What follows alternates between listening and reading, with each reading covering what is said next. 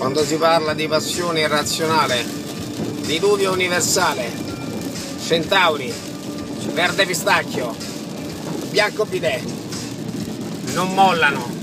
È bello il carattere del motociclista, non mollano.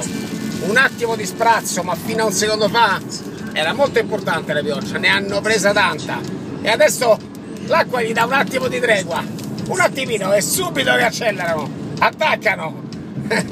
Ma quante ne hanno presa? Ma il motociclista non lo fermi con quattro gocce.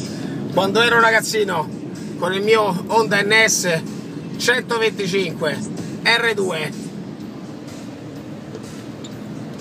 e col mio amico Sandrino, pace all'anima sua, che non ci sta più, Gemelloni, Roma 09 49 04 12 la targa, e rieccola qua a fargli compagnia.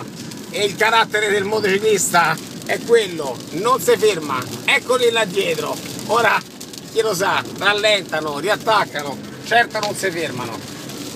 Nevicava a Roma, nevicava nella capitale, andiamo dal meccanico a via Flaminia per un lavoretto e ce fa: ma voi manco la neve vi ferma? No, con la moto manco la neve si ferma.